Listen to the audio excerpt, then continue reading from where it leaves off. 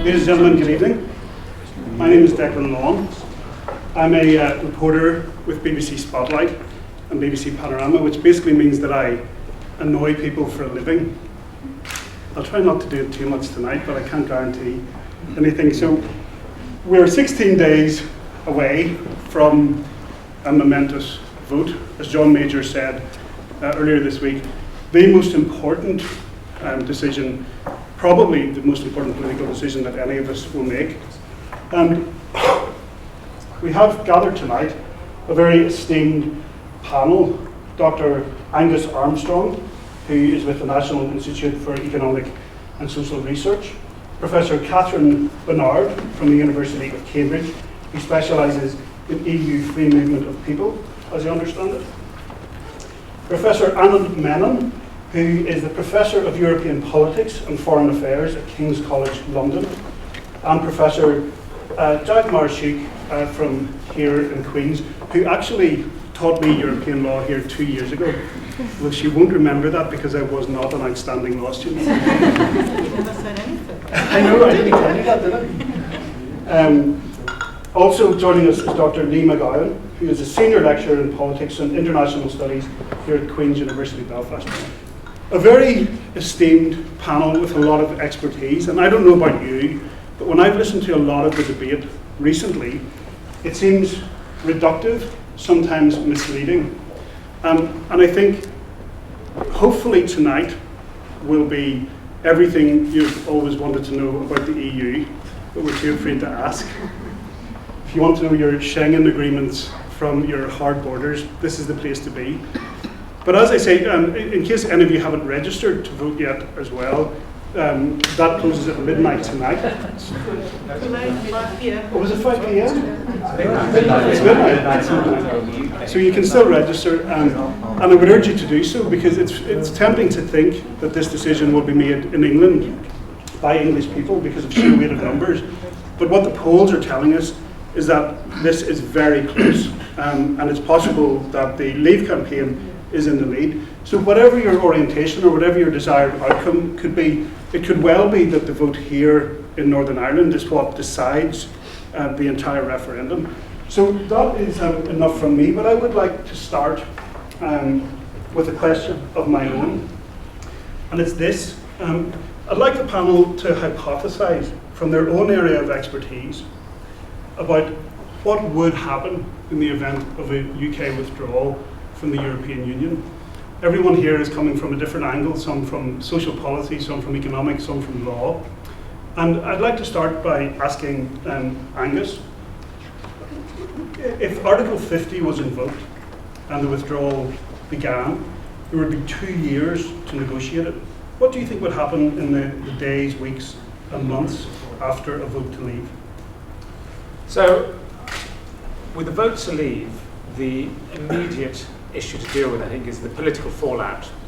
My personal view is that there probably would be a leadership change involving the Prime Minister.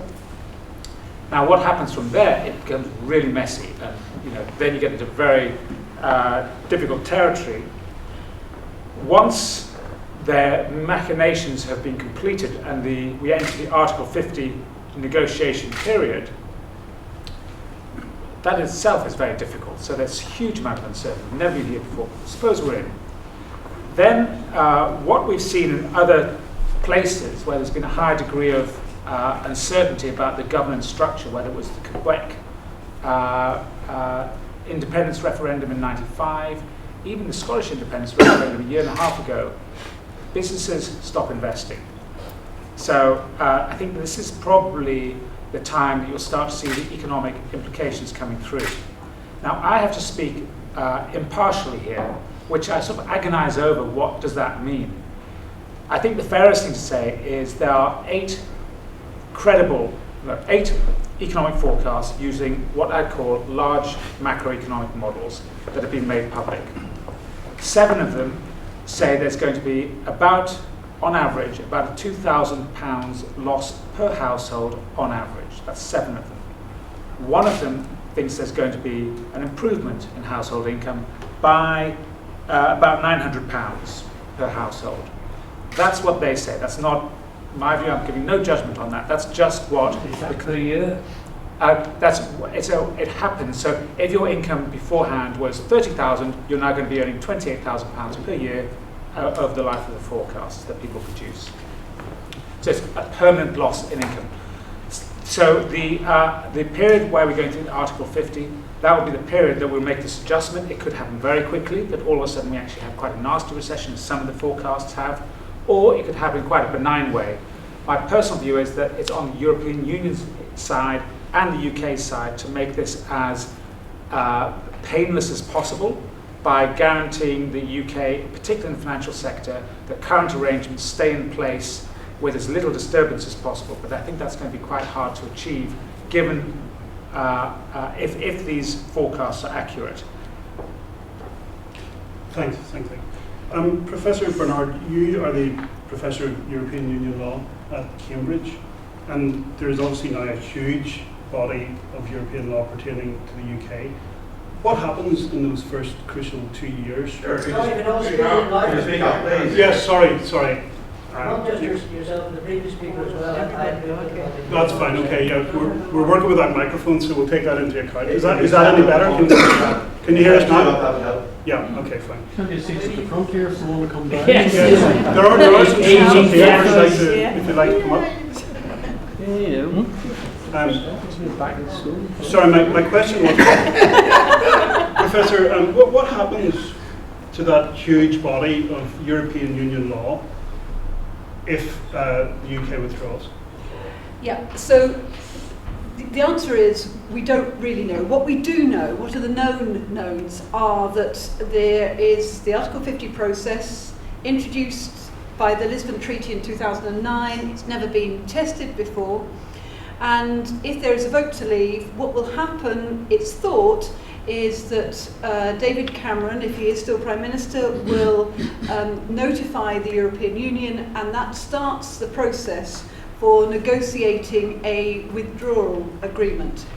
Now, as far as the withdrawal agreement is concerned, that is basically about tying up the current situation, what will happen to grants that are currently being received by UK universities, what will happen to Erasmus students. All of those sorts of things need to be sorted out.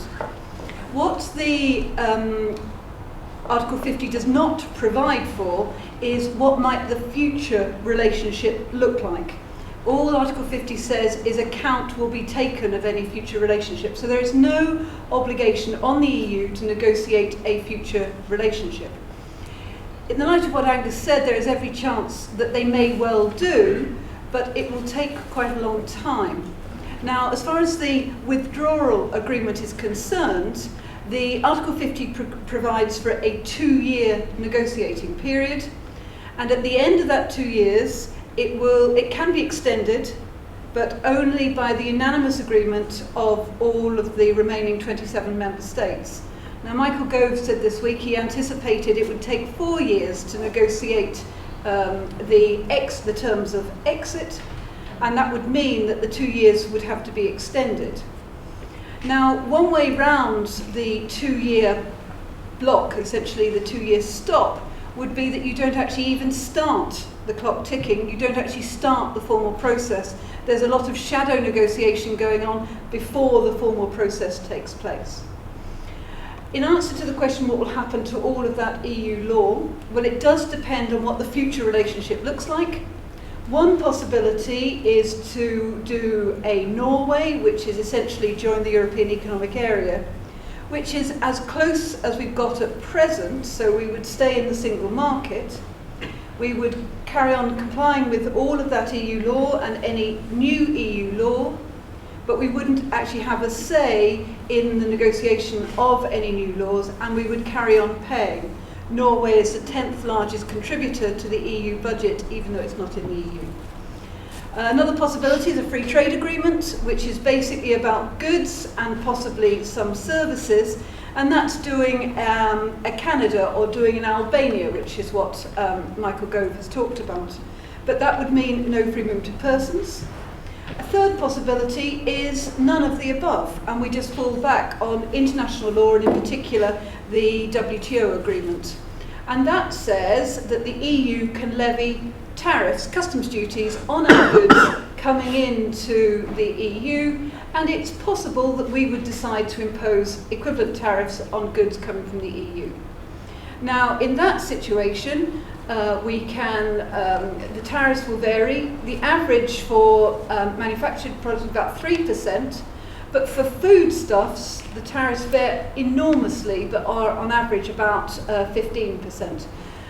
Now, Vote Leave say, actually, we may decide not to impose tariffs at all and do a Hong Kong. Hong Kong doesn't have tariffs on their goods, and therefore the price of goods will go down. That's a rather long-winded answer to your question, that we don't know which of the options to go for. But what Vote Leave have said very clearly is that this huge body of law that you refer to, they will break down into 3 categories. And these are their terms: the stupid, the amendable, and essentially the good. Now, as far as that's concerned, the stupid they will repeal straight away, the amendable they will obviously amend, and the good they will keep. But do not underestimate the huge exercise, both for Westminster and also for the devolved administrations, in sorting out how the different laws fall into those 3 categories. And all of this at a time when, certainly in Westminster, the civil service is 27% smaller than it was at its peak in 2005. It will be a huge, huge endeavour. And Gus O'Donnell, the former Cabinet Secretary, has estimated it will take at least 10 years. Thanks a lot, Professor. Now, I'd encourage all of our panellists to be as brief as possible, because I want very quickly to get on to the main body of this evening, which is your questions from the floor. But thank you for both of those contributions. I'll move on now to Professor Menon, who is the Professor of European Politics and Foreign Affairs at King's College in London, with a focus on security politics and external relations. So what does this mean on a larger geopolitical scale? Well, let me focus. I'm going to do that second and ignore your question to start with. I want to talk about the politics briefly, because I think, and I'll do it very, very quickly, because of course we don't know. But one of the interesting questions is, Catherine said they will start doing this. One of the interesting things about If We Vote to Leave is we have no earthly clue who they are. It is very hard to know for certain who will be governing us if we vote to leave, for several reasons, I suppose. One is, given that David Cameron has fought so hard in this referendum campaign, should the people vote against his position, it will be very, very hard for him to stay on in anything but a caretaker capacity. That doesn't mean, as some of the Remainers say, that you're automatically condemned to having Boris Johnson as our next Prime Minister. There has to be a process in the Conservative Party. There has to be a process in Parliament that people are very uncertain about. There is a massive majority in Parliament in favour of staying in the European Union. Does Parliament have to legislate? Does it have to pass some sort of declaration saying we're now going to leave, even though the vast majority of parliamentarians don't want to? Would a caretaker Prime Minister think, well, should we have a general election and see what happens as a result of it? Probably not, because the Tories who have just voted in will feel very vulnerable and don't want to expose themselves. There will be political uncertainty, and I think one of the reasons why the Leave camp keeps saying this could take longer than 2 years is we'll need time. We'll need to have set ourselves into a holding pattern, come up with a declaration saying we'll keep access to the market for now, could you stop that please, and we'll sort this out over time. The problem is the politics of our European partners will push for a quick deal. The French and Germans don't want to be hanging around doing this next year when they have elections. They don't want to keep the uncertainty going. So you will end up, I mean, for someone who studies politics for a living, this all sounds quite exciting and quite interesting, but you will end up with what the technical term is an unholy mess, which is impossible to predict with any degree of accuracy as yet, I'm afraid. Thanks. So Professor Sheikh, you are the chair here for EU law. 2 years would be the negotiating time if Article 50 were invoked. How do you see things unfolding in the days, weeks and months after a potential leave vote? Well, it's difficult to add so much. So let me start what would happen at Queen's University, for example. So I have a lot of colleagues who are from other European countries. We have from my own accent, but I have to say I'm now also a British citizen, so I don't have to leave. Many people will think about handing in their notice because they don't think that in a that their specific area of specialization flourishes outside the European Union. So there will be a lot of movement. And I think that movement is perhaps a better term than the mess we have heard already 2 times, so I'm trying not to repeat that.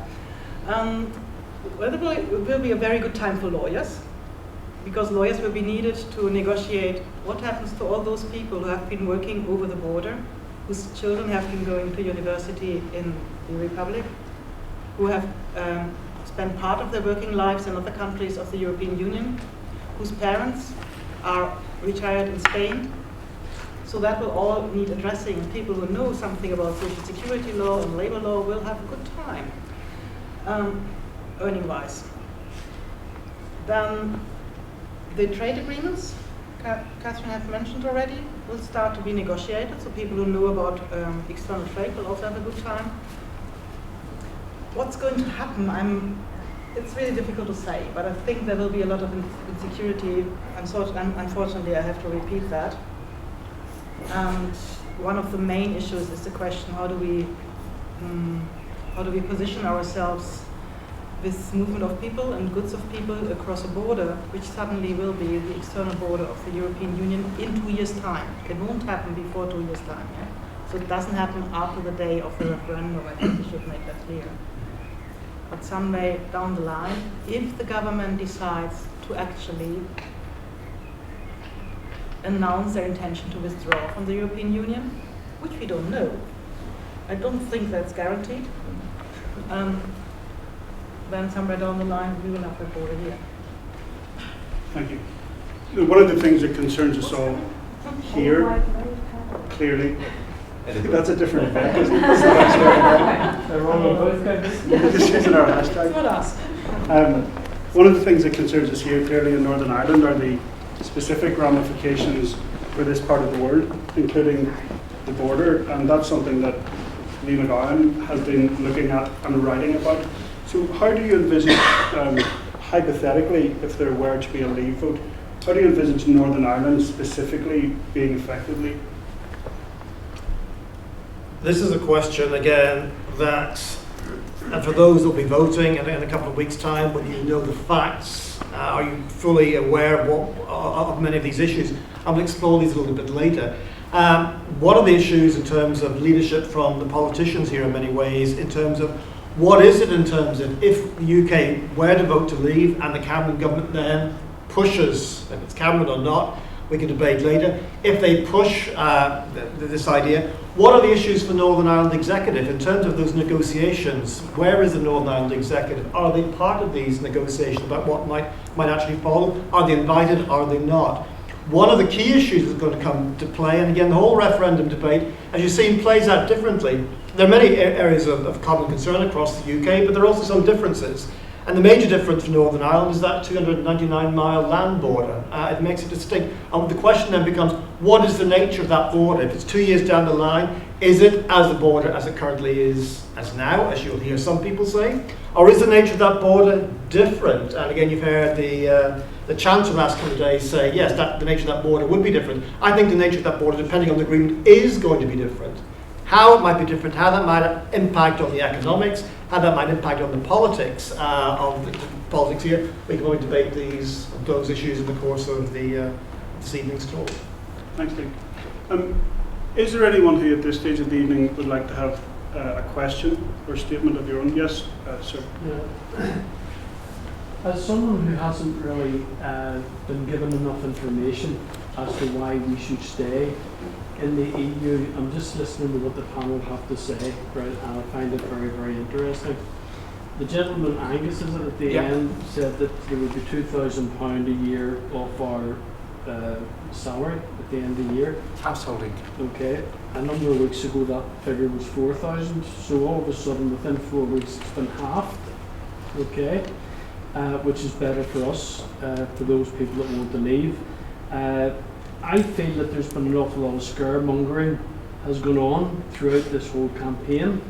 I can't understand why David Cameron on the 11th of November was filmed at an interview and was asked, if we left the EU, what would happen to our economy and our country? And he said absolutely nothing would happen. Okay. Now, why did he say that on the 11th of November? And now all of a sudden, a number of days, 16 days, whatever it is, before we come to sign this, we're going to have World War III. We're going to have the plague. We're all over the place. So why does he say one thing and then say something else just before the vote? Thank you. I'm going to take that first part of your question and put it to Angus, because you worked at the Treasury, didn't you, during the financial crisis? Yeah. And if there's anything that crisis taught us, it's that financial projections going over a number of years are notoriously unreliable. Yeah. So why should we believe the Treasury when it puts forth doom and gloom in projections up to 14 years hence? Well, the short answer is you shouldn't. Just to be clear, the £2,000 that I mentioned was an average of 7 institutions. The Treasury, you're quite right, is at the more pessimistic end of it, so their number hasn't changed. It's just that other institutions have made forecasts, and so that 2,000 is an average of those. So the numbers haven't changed, it's just more institutions providing forecasts, that's all. Why bother about economic forecasts in the first place? It's a fair question. And one of the great things about actually having to do a forecast is you have to write down your assumptions, right? So people like me can look at what the Treasury's done and we can say, oh, this is how they got that number. Well, we just don't agree with that assumption. And we have got a different number because we didn't agree with one of their assumptions. And other people can do it as well, so reasonable people can disagree. That's the beauty of actually having to do a forecast, because of course the world's uncertain. I mean, the US might go into recession next year, and of course we didn't assume that. That would change our forecast. So, they're all uncertain. But the good thing is, it makes you work through the logic, and going through the logic is quite good, because then you get away from hand-waving. And you come down to say, what are the assumptions that people think there's going to be a big cost are making, and what are the assumptions that people think that there's not going to be a big cost that are making. And the main difference between the two camps the main difference is, what do you assume will happen to the amount of trade between the UK and the rest of the European Union after Brexit? That is the key assumption. People who think that actually there'll be very little impact say that in particular the services trade will be unaffected by Brexit. Most of the others say there will be an effect, and that's where you get the difference in growth. After you've got that first assumption, the rest is all kind of, how your model's configured gives you the different numbers. That's the key assumption. So looking at the economics of this, the key question you have to ask yourself is, will trade be relatively unaffected by this, or will it be affected by quite a lot? That's your big decision. The rest of it is uncertain. Well, certain trade would benefit from it. For example, the fishing industry. We can't fish in Spanish waters, but yet the Spanish can fish in our waters, and we have no fish. So how does that work? That's an EU directive. So if we leave the EU, does that mean then that we will be able to fish our own waters?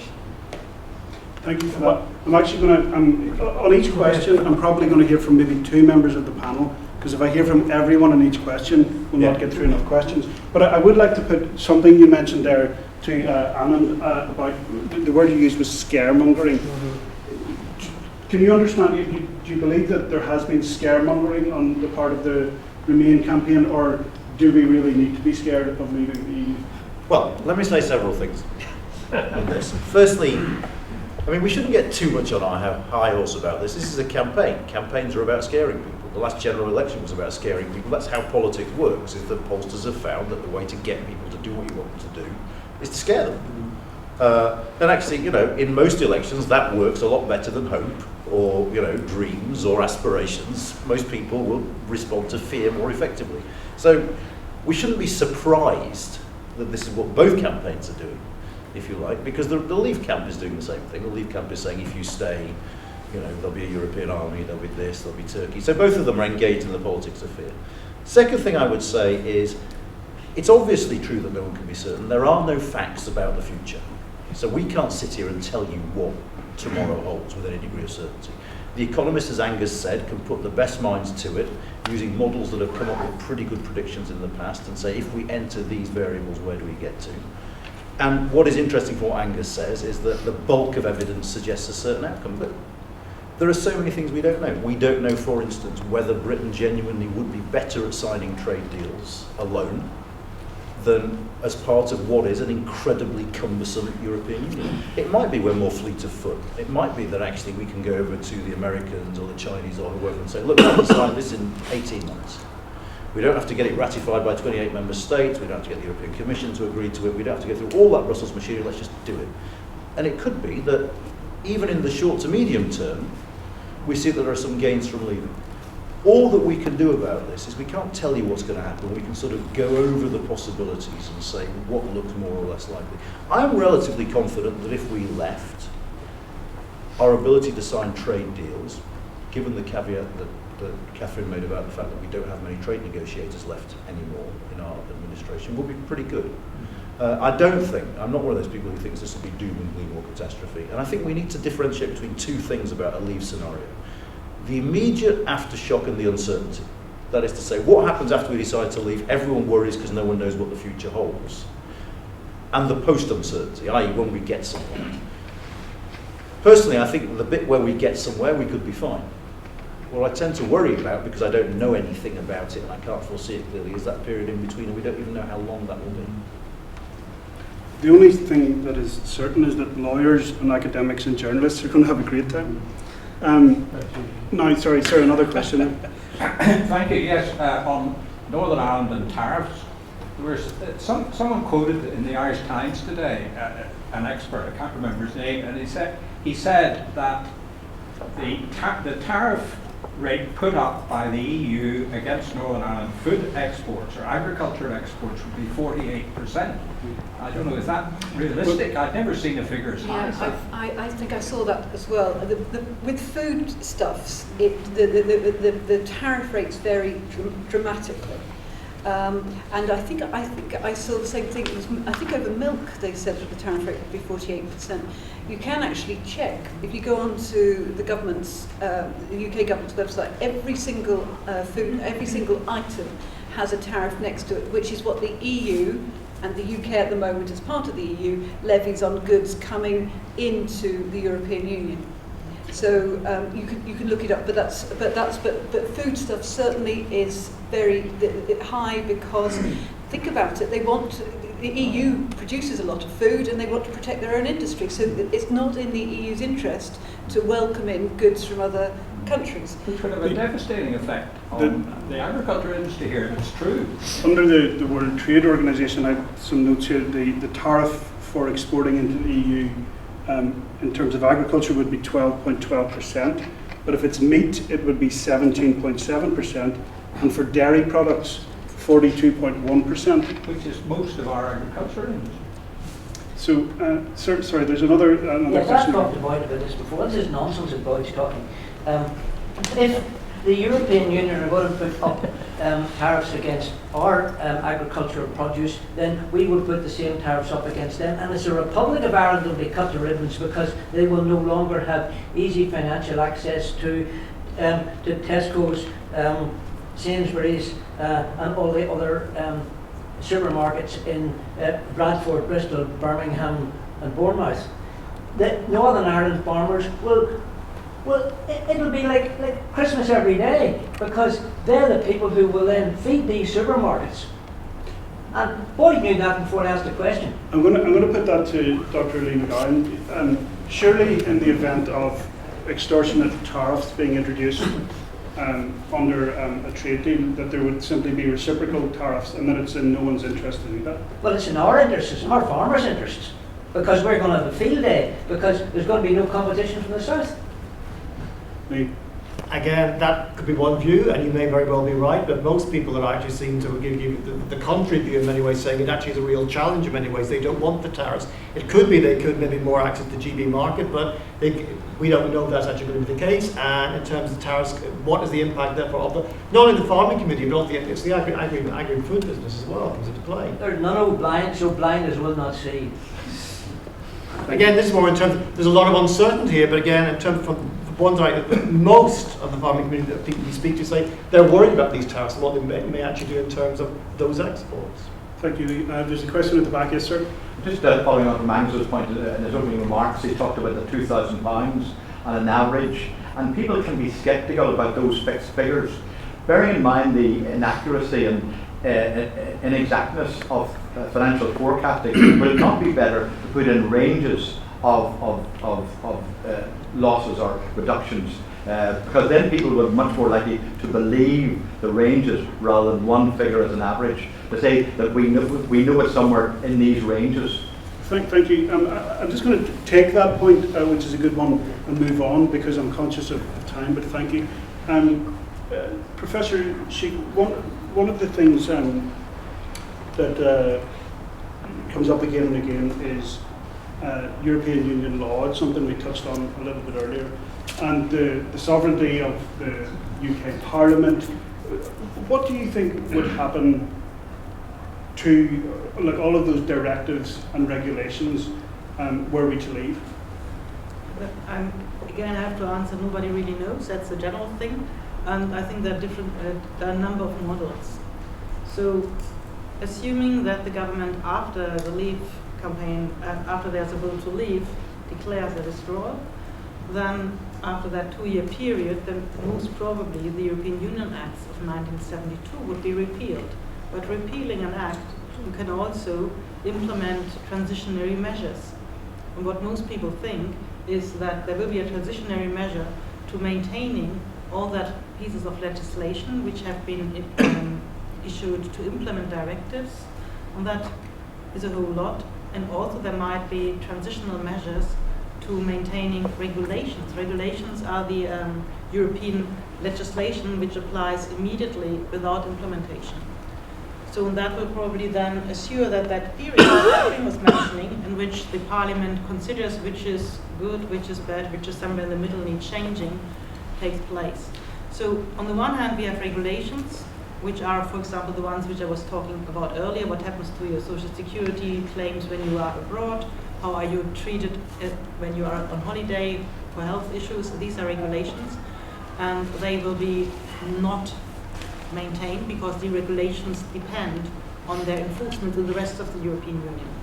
Other fields where you, for example, in the field of employment law or also consumer law, protections which have been put in place by implementing European directives, so everybody who buys on the internet knows this 2 weeks cooling off period, which originated from a European directive, but there's no law of nature. This tells us that Parliament will repeal that. They may well keep it. Yeah, but if you're exporting products into the EU Yeah. from a non-EU country, That's do you a still have to abide by all the regulations and directives? Well, that's a matter of what you want. If there's a lot of directives, not regulations, and also some regulations on the composition of products, for example. So, for example, there's a directive on the security of machinery, and then there's a differentiation whether the machinery is used in the workplace or elsewhere, and how that security is safeguarded. And of course, everybody who wants to export to the EU, which not only consists of Ireland, but also of quite a few other countries, would probably want their machinery to comply with that directive. Otherwise, their goods couldn't be bought in the EU. And many American firms, for example, and also from other parts of the world, comply with those rules because they want the export market. So British companies, in many cases, would still have to comply with it? They don't have to. They would probably have They would to want make, to. They would have to make a conscious choice whether they want the market. Okay, thank you very much. Can I just make a couple of points about that? You can, Just from please do, a yeah. political sort of point of view. Two things. One, what the Leave people will say is, sure, if you want to export to the EU market, you have to abide by EU regulations. What is perverse about the system we have now is that companies that don't export to the EU market still have to abide by those regulations, and that wouldn't be the case if we were out. American companies that don't trade with Europe don't abide by EU regulations, so that would be one fundamental difference. The second thing is it's worth just reflecting on this notion of EU law very, very, have I got time? Because politically it is weird, and it is this that a lot of people find quite uncomfortable. We are in a European Union whose law, when it's passed, even if we voted against it, applies directly to us, and It's not quite And has- correct in all fields. No, but it has supremacy over national law. Yeah. Okay, and this is weird. This is weird because no other international organisation does this like this. And this isn't something you can quantify. I mean, the Leave and Remain camps, you know, the Leave camps say it's 13% of our law, the Leave camps say it's 60% of our laws, the Remain camps say it's 13%. I don't think the number actually matters, but it's almost as a matter of temperament, isn't it? Does it make you feel uncomfortable? And some people it does. It makes you feel uncomfortable that actually we're in this thing that we don't fully control, and yet the law is sovereign over our laws. And this isn't a question of tariffs or trade or whether we're better off or worse off. This is just a question of what I think about my country. And other people say, well, that's fine. If it allows me to travel across Europe as much as I want, if it allows my kids to do Erasmus exchanges, then, you know, big deal. I'm not that fussed about sovereignty. But it is something worth thinking about because it is a uniqueness and a peculiarity of this system that we're in. We are bound by these laws. Thank you. Thanks for that. I'm going to bring Lee in very quickly and then take another question here. Just following up, I think one of the most striking things what's here in this discussion, but also the ongoing discussion, is really the focus mainly on trade and economic issues, which can't be really predicted. And as you said, I mean, speak to yourself or ask yourself, the life you now enjoy with traveling or regarding the future of your children, do you really want to withdraw from this possibility? I mean, I understand completely the challenge to cope with this sovereignty question. Mm. The other thing is really, it's 21st century, and after 50 years, whatever, being part of this regional development, I regard this as a regional integration process. Do people really want a situation out of this future development? I mean, that's it. I think sovereignty is theoretically very interesting, yeah? So, but questions. Thank you for that. Yes, sir. Yeah, just to have from the other side, I hope there will be a vote to stay in the European Union, and I think that's the most likely outcome at the moment. But even a yes vote, I mean, there was a vote to stay within the United Kingdom, and the nationalists lost in Scotland. I know it's hard to believe that, but apparently it was 10% difference. I mean, if there is a vote to stay in, will that have no significance whatsoever? I mean, are things just going to continue on just the same as they are now? I hope that the fact there's been a vote in the United Kingdom will mean that some of the issues about democratic deficit will be addressed within the European Union, because although I'm in favour of staying in it, I'm very strongly in favour of staying in it, there are issues which need to be addressed, and hopefully this is all, if it's out, this means that this, what if it's in, what does that mean, if anything? Are we just going to continue as before, or will there be a change? So the Will there question, be reform? essentially, in case you didn't hear it, is that both sides are essentially agreed that the European Union needs reform to some extent. And the question is, if the vote is to remain within the European Union, will that mean that reform simply won't take place? I'll come to you for that, Catherine Murray. Sure. Yeah, sure. So again, a lot depends on what size would the Remain vote be. If it's a very small majority, say 52-48, you could argue the uncertainty hasn't gone away. 48, I mean, you know, Scotland was a classic case, and this has happened in other referenda where Quebec was 51-49. Scotland 55-45, quite a big difference. What happens afterwards? The party that was campaigning for change, support goes up for them. The losers gain support. So the SNP in Scotland actually wasn't out of the ordinary to what's happened elsewhere. That all of a sudden, we just kind of thought, oh, it's over, let's go back to work. It doesn't happen that way. So it's a very close call. You could see this issue lingering, so to speak. You know, the Brexiteers and the Tory party actually having more power. What does that mean? Well, it means that people are going to say, you know what, these guys aren't really resolved to this. They're still talking about this thing. And what happened in Canada, Montreal was the #1 financial city in Canada, is now #3. Scotland, not many people realise that since the referendum, it's pretty close to recession. Its unemployment rate used to be about the same as the rest of the UK. It's now 1.2% higher. Why? Because actually when you come down to long-term investment, people just think, you know what, I still don't know whether you're part of the UK, hand on heart, for the next 10 years. And even today, I think Sturgeon said something, we doubt there will be, it's just cryptic. I mean, either you're going to be part of the UK, in which case I know where to invest, or you're not, which is okay. Then I have a different decision to make. But it's this uncertainty that lingers with a close call. In Europe itself, within the European Union, there is a desperate need to reform. You're quite right. And the current structures there are, and things like the banking union, as an economist, it is very alarming. Just the dynamics that they have in the European Union. A lot of people then said, well, if you think this thing's going to blow up in the European Union, why would you want to be part of it? But the logic is not obvious. Just because you're part of it, you don't have to pay for these countries' bailouts. We've got that in the Heads of State Agreement.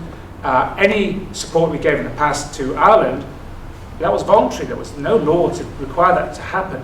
So it's not clear to me that it makes a great deal of difference in or out if the EU has that sort of problem. And that's where the reform has to happen. I hope that goes somewhere. I think that's a good and important question. So I'm going to put it to everyone on the panel and ask you to answer it briefly. Do you believe that the European Union needs significant reform, and if so, where should it come? And I'll just start with you, Catherine. I would say the EU faced with huge crises at the moment that it's struggling to deal with, and of course things are being put on hold essentially at the moment during the UK referendum because they don't want to be seen to be interfering with the outcome in the UK referendum. So there are some big issues to be sorted. The trouble is the appetite for major reform which is required will eventually require a treaty amendment. And as we know, the last time there was a treaty amendment, it took sort of 6 or 7 years. There was 2 referenda in France and the Netherlands that rejected what was being proposed. We know Ireland has voted against in the past. So the trouble is the EU is in a bind because it knows that it needs quite major reform, particularly in order to stabilise economic and monetary union. But the process to get to that major reform will require a treaty amendment, which is, to all intents and purposes, now impossible to achieve in the short to medium term. Now, so there is a problem there going forward, absolutely, I see that. As far as the UK's relationship with the EU is concerned, if there is a large vote to remain, if it's 55 to 60 in favour, then that might give David Cameron and those in his cabinet who are keen to support Remain some confidence to say, actually now's our chance to show some leadership, particularly the leadership in respect of the outs, i.e. those who are not in the Eurozone. And at the moment that what the UK has been criticised for, where we have given leadership, particularly with respect to foreign policy, this is more Anand's area than mine, is that we haven't shown that leadership. We were invisible during the crisis in Ukraine. And does the EU need reform, and if so, where? I'm going to make 3 very, very quick points. One, it needs reform in all sorts of areas. Its ability to deal with things like the migrant crisis, the Eurozone that Angus has talked about, institutional setup and democracy. I fear the European Union is currently stuck in the worst of all worlds with a little bit of power but not enough to be effective, so they can talk about refugee quotas but not impose them. And it is unreformable because you could not get a treaty change through. You couldn't win a referendum in France now on whether the Earth orbited the Sun if you were Francois Hollande. You would not pass a treaty change across the whole of Europe now. So that's the EU. In terms of Britain, my prognosis, I hope Catherine's right. That's to say, if we vote to stay in, we'll end up saying, okay, look, we've sorted this out, let's go forward and be positive. I suspect that on the day after the referendum, if we voted to stay in, David Cameron will stand up and say, we voted to stay in, but it's clear we don't like it, and my job is to protect Britain from incursions by the European Union, and we'll keep going as before, a surly, semi-detached, bad-tempered member. I would also say, if it's close, if it's sort of 5 percentage points or under, I would probably have a little wager on the fact that we will do this referendum again within a decade. And the reason for that goes back to what Angus was saying. A close result, talk of the government fixing it by sending out that leaflet that costs more than the campaigns can spend, is going to strengthen UKIP, particularly in Labour heartlands. UKIP will do better in the next European Parliament elections than they did in the last one. The Tory party will quite conceivably elect a Brexiteer as its next leader. And the combination of those 2 things means it wouldn't take much at all for a Brexiteer-led Tory government faced with a strong UKIP to say, we need to find a pretext to do this again. And I'm sorry, that's not good news for anyone, even us who get to go around and talk about it, but I suspect that might happen. Yeah, given what you say, is that not a disaster for business and for planning? Well, I'd say two things. Yes, I mean, as Angus says, business doesn't like uncertainty. On the other hand, I think, sometimes uncertainty and change can be, I don't think just because the markets don't like it is a reason not to do something as a matter of principle, because A, markets can be wrong, and B, that sometimes we have to change whether the markets like it or not. But yeah, you're right.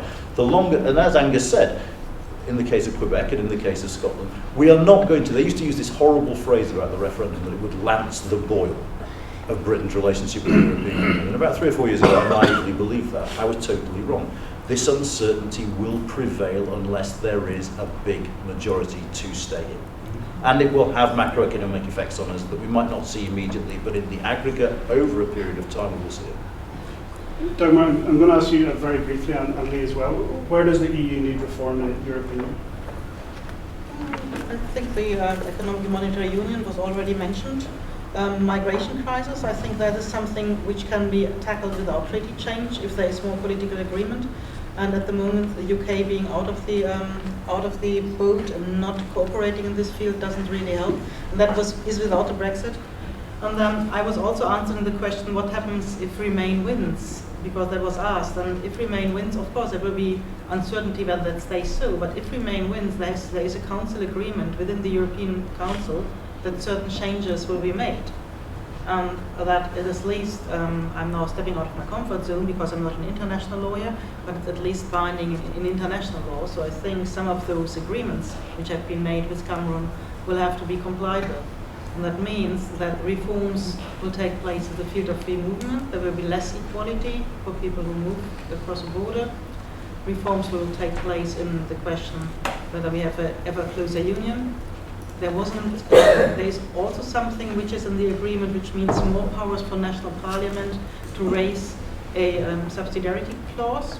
But we've just observed in the field of reforms on posting of workers that national parliaments already have that power and have raised the subsidiarity concern, which will probably stop the piece of legislation. So I think a lot of change can be made without really change, and the EU will make that change. Thank you. Lee?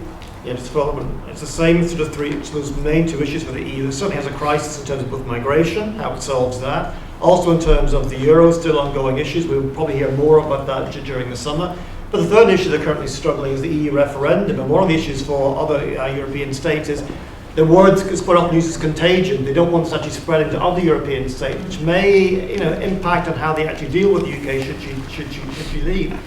This idea about the union, again, taking back to earlier points about EU laws being made, I'm almost tempted to take one step back and say to the audience, who then makes those decisions? Because we had from over here at the very beginning this idea of there's information deficit, and I agree there has been a lack of information on the European Union. Really since that last referendum way back in 75, successive governments have not tried to not sell, explain what is the EU, how does it actually work? And along the way, essentially what has happened in terms of the structures, the way it's quite often portrayed here is the Commission is often the bogey guy, the person who's there, and it is powerful, there's no denying that. But again, we often, in terms of the way it's presented, we don't get mention of the Council, and we don't, where the member states are making decisions. And again, you don't get mention of the European Parliament. And it's the European Parliament and the Council that are the two main decision-making bodies. They're now co-legislating, but we don't hear about them. And this idea, sometimes we get this idea of, yes, there are issues, we talk about democratic deficit, but we get this idea in terms of somehow these laws are being imposed on us. Back to this idea, back to ideas of sovereignty, you've got to think about the questions, where are these laws being imposed? What types of laws are actually being imposed? And what sort of areas are being imposed? And where are the member states in all of this? Because the member states' fingerprints are all over them. This idea, sometimes we get the idea that the member states somehow are being outvoted or not being consulted. They're across the board in most policy areas. So if the Council and the European Parliament take decisions, and over 80% of all legislation that's produced today by the EU comes from these two bodies. So this is something that's going to be factored into our discussions about all of this. In terms of what happens in terms of even if the UK votes to stay in the European Union, no, it doesn't. The status quo in one way stays, but actually there's much more got to be done. Alan picked up the idea of what happens in party politics. How do the politics actually change?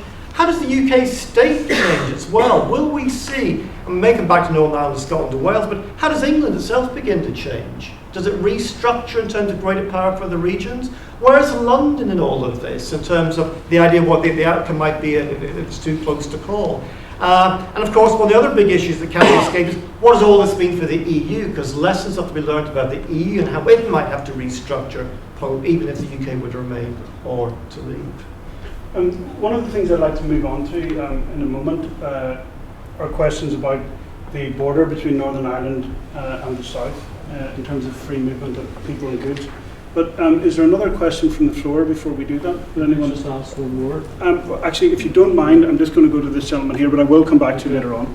Yes, sir. Just very quickly, and probably won't take a lot of time to answer. There was a statement earlier in relation to fishery rights in Spain and in contrast in the UK. Is it correct there's a distinction between the Spanish right to fish UK waters and British rights to fish in Spanish waters? Yeah, so this is the famous case of factor tame, which has had momentous effects in the United Kingdom. But basically it boils down to a really quite simple point, that under EU law, Spanish fishermen can come and register their boats in the United Kingdom, but conversely, UK fishermen can register their boats in Spain or in other member states. It's principle of EU law, and once they're there, they mustn't be discriminated. So the Spanish fishermen, in this famous case called factor tame, were allowed to fish against the British quota in just the same way that British fishermen and women can fish against the Spanish quota if they establish themselves in Spain. Now, my understanding is that actually the type of fishing that goes on in Spain, and fishing in the waters around Spain, is rather different to the type of fishing that's done in the United Kingdom, which is one of the reasons why the UK fishermen didn't do to Spain what the Spanish fishermen did to the United Kingdom. Now, going back to the gentleman's question here, it's not correct to say that the UK or UK fishermen can't do what the Spaniards have done to us. That is a misunderstanding. But would leaving the European Union change that? Well, the answer is yes and no. If we left and there was no single market agreement put into place, then we would be able to stop Spanish fishermen, or actually I understand it's Dutch fishermen now who are predominantly fishing in UK waters.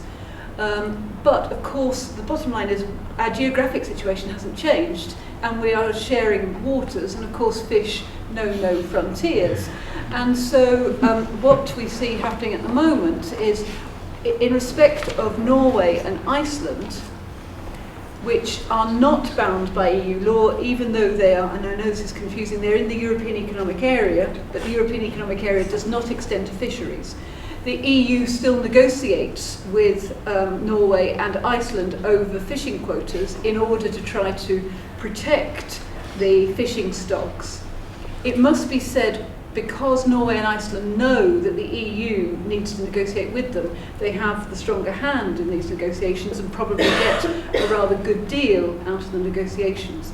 But the fact is, were we to vote to leave, there would still have to be some cooperation with the EU over the dividing up of waters and fishing quotas, and that's what's going on with Norway and Iceland at the moment. Does that answer your question? Yeah. Good. Yes, at the back there. Well, first of all, I have to say that I'm in the European movement, so obviously I'm for aid, and I've been doing a lot of talking to people, and everybody is motivated, that I've seen anyway, to vote out because of migration. So the question is simply, we heard Vote Leave saying that we want to take back control. Remain are saying that we already control the borders because we're not in Schengen. So, I mean, I think it's important to establish who is right in this case.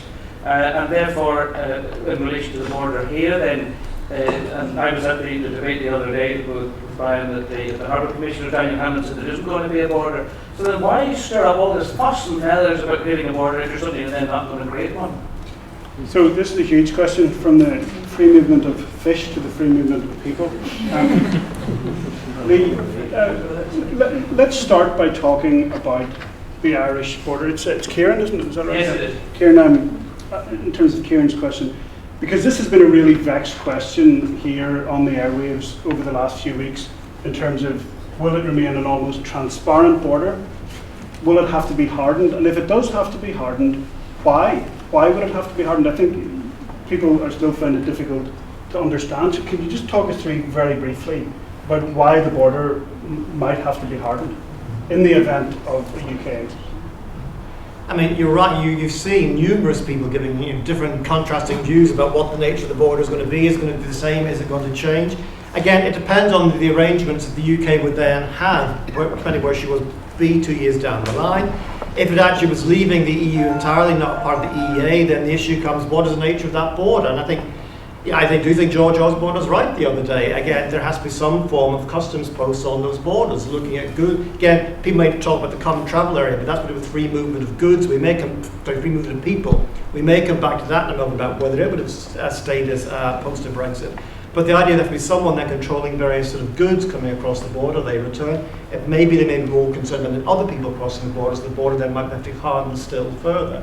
Again, to all link back into that wider UK picture about the nature of the border, depending, again, if you listen to some on the Leave group, do you want how to control the borders? If you have them in the GB, on that island, then can you have a softer border here, or does it have to be the same sort of harder border? Another part of the issue comes in terms of, can it carry on as before? And we get discussions about a bilateral deal with the Republic's government in Dublin. But that simply isn't the case. It's not negotiating with Dublin. It's negotiating with Dublin and the other 26 member states about the nature of that border. It becomes an EU international border if the UK fully removes itself from the European Union and not a member of the EEA and attached bodies. So the nature of the border would change. So legally, Dagmar, does this come down to whether if the UK withdrew completely and so free movement of people was stopped, that EU citizens living in the south would essentially not be able to cross the border into the north? Is it as simple as that? Or you could also change the border, of course. There's a second option whereby you could border Britain. Yeah. Good. Yeah. You know more about the techniques of the border, and I can bring in the law. So yeah, start off with the techniques. Okay, we should go back to the techniques in a second with the Dagmar. Or you could actually border the entire island of Ireland if you want that free movement moving across. So essentially the external border, where you then be checked. So if you're getting ferried to Stranraer or Liverpool, then you could be checked. That's another option in terms of the border, if you didn't want that internal border. But my question for Dagmar is, okay, so but why do we need a hard border, right? Is it to deal with the movement of goods across that border or people? What would the legal rationale be? It depends on what the withdrawal agreement withholds. And you have just said if the withdrawal agreement does not result in any free movement of persons across the borders, yeah, then hard border, soft border, it will mean that the border through the UK is the external border of the European Union, and if there is no agreements on free movement of people, then there need to be controls to understand whether those persons have a visa to get into the European Union, or whether they have any other allowance to get into the European Union. So I would just assume that border controls have progressed and that they may be different than in the 1970s because technology has developed. And so I don't think that necessarily wired fences will go up all over the island. So there are other ways to control the border, but it will have to be controlled if the UK does not agree to continue a regime of free movement of persons. And as far as I understand, the Leave campaign is one of their main issues, that they don't want free movement of persons. Angus, you want to explain this? So the border, it depends the border for what. So if we start off with goods, because it's nice and simple, right? It's not so emotional. We start off with goods. The European Union is technically called a customs union. That means you have totally free trade inside. It's just like trading between two cities in the UK, inside that border. That means you've got to charge what's called a common external tariff. So everybody outside gets charged the same tariff. Suppose you didn't. If you didn't do that, then you could buy things from this country cheaply, bring them in, and actually undermine the whole customs union. So everybody outside this border has this common external tariff. There's not a negotiation between Dublin and London. This is the EU common external tariff. Now the EU is part of that, we're not. Now, then you get the interesting question of the European Economic Area. What happens if you could become a Norway type? That's just it's a possibility, you could imagine it. Now here it's interesting because you're within the customs union, However, if your export has content which you've imported, then that has to be taken account of. So even if you're within the EEA, you have to have at least a technical border of, I just need to check that this thing that I've imported from your country didn't have any components or any part of or any labor even spent that came from outside of your country. If it does, then they have a tariff. So either of those, actually for goods, have a tariff. It's a question if it's a complicated soft one, which is about the content, or if it's a hard one, which is the common external tariff. Now, people are different, and people, we have the two lawyers, which is much more of a legal question. The economics are quite simple on that one.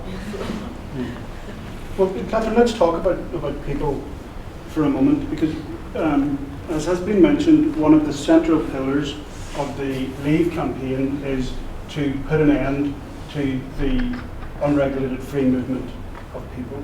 So what do you think will happen in the event of a Leave vote to the border between the North and the South of Ireland? Can I just break it down into two parts? Let's deal with the first part, which is about the Leave saying end of unregulated free movement. And this goes back to the gentleman's question at the back.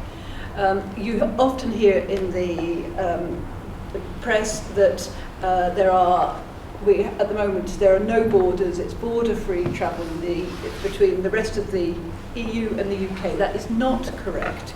As we know, if you go on holiday and you come back from Spain, Italy, you've got to show your passport. Even as a national, you've got to show your passport. So there is border controls for anyone coming into the United Kingdom. What is true is that there are virtually no restrictions on EU nationals coming in. They will be checked, and it must be said, if they are bad people, pretty bad people, they can be kept out, and last year about 2,000 people were kept out of the United Kingdom at the borders from other EU member states. So the check is not merely cosmetic, it is a check. But once an EU national has come in, for 3 months, they can come in, not work, have a nice holiday, do what they like. After that, beyond 3 months, they need to be economically active in some form, be working, or be self-employed, or have enough money to look after themselves. And they've got to be in that position up until 5 years.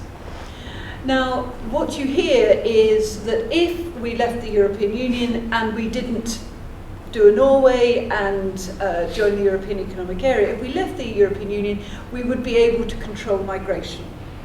Now, it's certainly the case that it will become much harder for EU nationals to come into the UK. Oxford migration estimates about 100,000 fewer EU nationals will come. Now, it is, however, worth just looking briefly at the statistics. At the moment, last year, about 270,000 EU nationals came to the UK. About 277,000 non-EU nationals came to the UK. Why is that significant? We have control, complete control over the non-EU nationals who come, and yet they still outnumber the EU nationals who come. So the talk that Leave say that we can control our border, which is a shorthand for we can control the numbers who come, is actually undermined by the statistics that we have about 277,000 non-EU nationals who come. Now, of course, they come because they come largely for a purpose, to work, and it is worth bearing in mind that those jobs, and those jobs will still need to be done. And here Vote Leave is offering different visions. For some people in Vote Leave, it will be good to reduce the numbers of EU migrants coming. As I say, it's thought about 100,000. There might be 100,000 or so fewer EU migrants. But remember I said there were 270,000. That cut by 100,000 takes you down to 170,000. So there still will be quite a lot of EU migrants coming. And so there is an argument that, so Vote Leave say, some people say we will cut the numbers coming, and that's probably true. But others in Vote Leave say, well, now will be the opportunity for more migration from India and Pakistan. And so the numbers may not actually be, the total numbers may not be reduced. They will just be of a different origin. They won't be of EU origin, they might be of Indian or Pakistani origin. So this is actually a complicated question, and controlling migration, politically hugely sensitive, but I think most people recognise that David Cameron's aspiration that migration should be down to the tens of thousands will not happen anytime soon. And I'm going to come to you right now, but the point is that in those circumstances in which there was a UK exit from the EU and free movement was in some way restricted, then an Irish citizen living in Dublin coming to Belfast is essentially an EU citizen trying to enter the UK? Yeah, absolutely. So I think some people in the Vote Leave have now talked about how there may be visas going forward. However, it is important to remember the UK is a common travel area with the rest of Ireland, and that's been in place for decades, since the 1920s. And it may well be that this is still respected even in the event of a leave, because it predated EU membership and it has shaped a lot of our attitudes, and indeed the Republic of Ireland's attitudes towards EU rules on migration, where we've opted out, Ireland has opted out as well, because of the common travel area. And I'll come to you now, but of course the nature of the Irish border is incredibly politically sensitive matter here in terms of what it looks like, but we'll come back to that in a moment. You had a question again there. Why can't we stop everybody, if we leave the European Union, why can't we stop everybody and anybody if we want to? You're talking about people coming in the subcontinent. Why can't we stop them if we want to? Now, I agree that we should let people in as we need them, and in particular, in the suggestion about people would leave from academic posts. I think this is nonsense. If we want them to stay and want them to be here, then by all means bring them in. But I don't understand why we cannot, within the Brexit situation, stop everybody if we want coming from the European Union, or in fact everybody coming from the rest of the world if we so desire. What is the impediment to that? Well, I mean, there are two elements, aren't there? There's the politics of this and there's the economics of this. And the politics of this is quite clear. Yes, if we left and if we didn't form part of if we weren't in the single market, we could decide who came and went from this country. Good. So our government could decide whether they have a point system, whatever system they have, it would be up to our government, and they would be unconstrained in terms of their ability to choose. Now, the economics of this are totally different. Because what the economists say, and I think virtually every single economic study of the impact of migration says, migration has been good in aggregate terms for the economy. So if you just take the issue of benefits, okay, because there's a lot of politics about this, the government produced figures 3 weeks ago that said, in terms of migrants and benefits, EU nationals in this country paid £3 billion of tax and claimed £500 million worth of benefits. Okay. Now it's messier than that because we haven't got exact figures for how much schooling them costs, how much health costs, and whatever. But most economists would say this is a benefit. Now, the flip side of this, and this is where I think a lot of the anger and the politics and the resentment comes from, is there are communities in this country which see disproportionate rises in their population because of EU migration. We were in deepest, darkest Lincolnshire a couple of weeks ago in Spalding, and places around there, their populations treble in summer, okay, because of the EU migrants who come and basically do the farm work. And there, what they say is, we don't care about your aggregate economic benefits or your 1% of GDP or all that nonsense. All I know is in June, July and August, I can't see a bleeding GP for love nor money. And the only way I can control that, as far as I can see, you make your own mind up, is to say we need to leave. So there is a tension, if you like, between those people. The final thing worth saying is, insofar as there is negative economic evidence about migration, there is some slight economic evidence that EU migration depresses slightly the wages of the least well-off. I don't dispute that there are benefits with migration, in particular the people who pick strawberries in Lincolnshire and other aspects as well. What I'm objecting to is it is certainly implied to the lady in your left that we're not going to, or we cannot, we physically and legally or for whatever reason cannot stop the immigration and drop it below 270,000 a year. I think that's nonsense, and I think you've agreed with me. Well, I think legally we can. I think Catherine's point was it was a silly target to set in the current context. Maybe, but that's not what was said. What was said was we could not reduce it. You're going to have it very quickly before there's another question down the panel. Yeah, I was just Yes. saying that at present, even though David Cameron set this target, it's not delivering it. He can't deliver it in respect of the EU migrants at the Yes. moment, and leave would enable us to have much greater control. But at the moment, we do have control over the numbers of non-EU migrants coming to the UK, and still the figures are more. There are 277 odd thousand. Yes, but my question to you was, why do we continue to take these people? The implication of what you said was that we would not be allowed to stop them. We can stop them if we want them. I'm going to move on briefly here. I know you have a question. Just before It's that. on that topic. Okay, okay. That's right. Right now, I'm an EU citizen here in this place. I even stood as a candidate in the elections in May. 28 years here.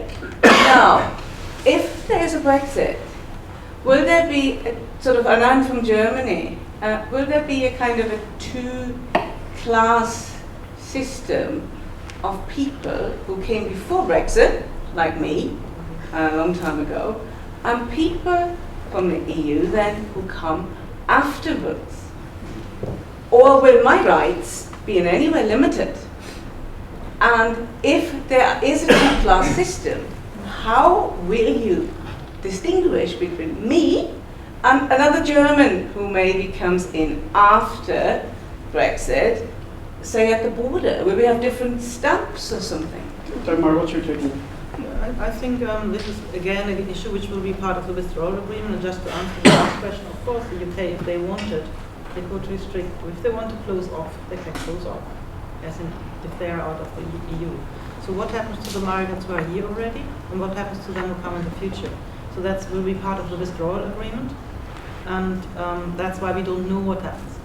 So I would think that the UK has quite a bit of an interest to secure the citizenship rights of their own citizens who are in other member states, and so that so securing the rights of the people, or negotiating rights of people who are already in the UK will be easier, and there will be a different regime than for those who enter after the UK has withdrawn from the EU. And what that regime will be, we don't know, but it will probably entail some maintaining some of the rights on which people have trusted. But we don't know. How do they distinguish people who come in before and after? That will be distinct. I would assume, but again, I don't quite know, but one way of regulating this would be to require people who have moved to the UK before the withdrawal to have citizenship cards, which is a possibility presently, but they don't have to. And there could be, obligation could be created, and from that cards one could recognize when they have actually migrated and how much right they have. That will be, I was avoiding the word messy, but it will be a complicated issue. When I earlier referred to that, I know that some of my colleagues will hand in their notice, I didn't mean that they will be thrown out. I meant that in the academic environment, they will probably think that it's better to work in a country which is still part of the EU. Thanks, Dagmar. And Angus, you wanted to come in very briefly? Yeah, just very briefly on the economics of this. So I actually have a degree of sympathy for people who raise the migration question, because I think a lot of academics have not dealt with it honestly. They keep saying on average. Average disguises everything. You know, we're not average people, right? It's totally different.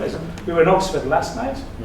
Not one person asked about migration. We were at Lincoln 3 weeks before, 2 weeks before. 75% of the questions were average. We had a few questions. Average means nothing in this context. So you have to think, what about the distributional impacts? That's absolutely reasonable.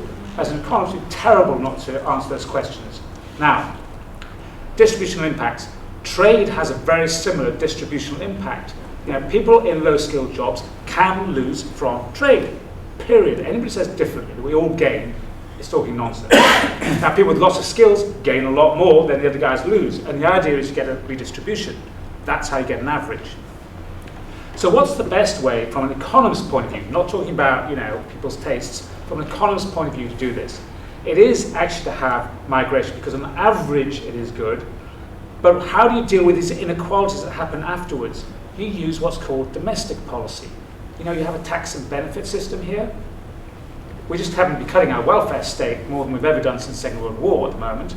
But we do have a tax and benefit system. We are in control of the amount of houses that get built. We do have control of the amount of GPs that we train. You use domestic policy to offset some of these things. That is a much more economically rational way of trying to deal with some of these issues, which are very real. Yes, thank you. And John Campbell at the back has a question. Just one thing. I'm still not clear legally the standing of the common travel area.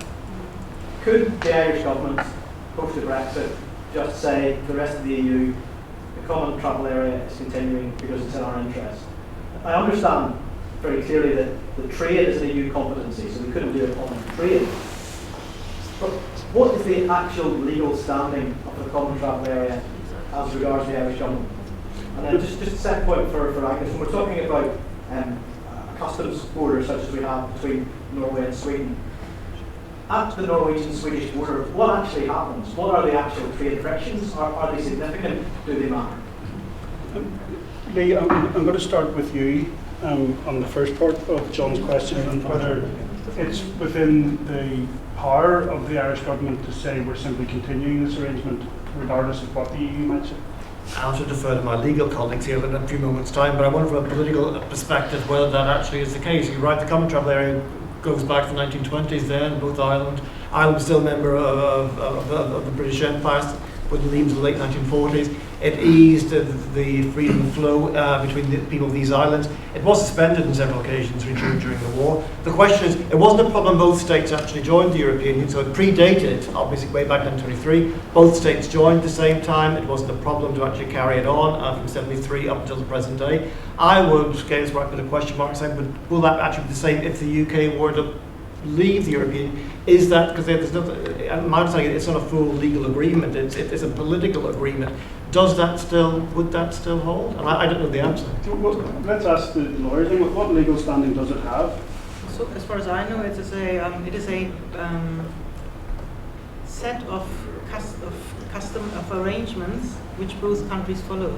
There had actually been a common declaration in 2012 where both countries have declared that they don't think that the common travel area is legally binding between them. However, that doesn't mean that the common travel area is just a political arrangement. It's a set of common customs, and it has been mentioned in the protocol, the Treaty of Lisbon, the protocol number 20, which relates to free movement and the Schengen Agreement. And it's been mentioned in brackets and in inverted commas. I don't think that means that it has been acknowledged as an international agreement. What that mentioning in that protocol demonstrates is that special relations between two EU member states need to be recognized in European Union law. So what will happen then, what will then be the legal situation if these two states were no longer EU member states? One isn't the EU member state, the other is EU member states. It's an unprecedented situation. As far as I understand, the Republic of Ireland has a very vital interest in maintaining the common travel area, because how do you get to the rest of the EU from Ireland? Often that is via the UK. Yeah? And so that's why they will very much lobby for the common travel area being put on a more stable legal footing to maintain its operation. But that will have to be achieved with the agreement of the other member states. I've said in another meeting, good lawyers can draft all kinds of agreement, but they need to be agreed politically. Thanks very much. And Angus, how does it work in Norway then, on Norway's borders? So some of the Norwegian goods do have to declare what sort of import content they've got. What really matters is what structure of economy it is that this applies to. So if you're trading mostly agricultural products, most of that's domestic, right? You grow a cow in your field and blah, blah, blah. So that's all domestic. If you're dealing with manufactured goods, then we have what we know as cross-border value chains where bits get manufactured in different places. There it becomes very problematic. So it's very specific to the industry and the sort of structure of the economy that you're dealing with. Where for the UK, what the UK is very good at is exporting services. And if I can just make a point that there's a lot of confusion about, as there was for me actually when I started on this, what is a free trade agreement and what do we talk about when we talk about trade agreements? We tend to talk about goods. So at the moment they're saying, Canada signed this new free trade agreement with the European Union, which comes into place or gets signed next year, and it's got services in it. Okay, read it. Well, don't, it's 1,500 pages. But anyway, it's got maritime services in it, postal services in it. I mean, this is pretty small beer. Most services are not actually part of free trade agreements. And guess what? That is what the UK does. 8 out of 10 jobs in the UK are in the service sector. Now, most of them are not traded across borders, but increasingly they are. And so it's the services bit, which is the single market. And when you trade a service, what does it mean? It means I have the right to set up a shop in Germany or a company in Germany, and I can move my workers to Germany. Or my mum went the other day to get her cataracts done in Prague. She has the right to go and travel and buy goods from Prague. That's what a single market means. That's not the same thing as a trade of goods area where you put them on a ship and say goodbye to them. They're totally different things.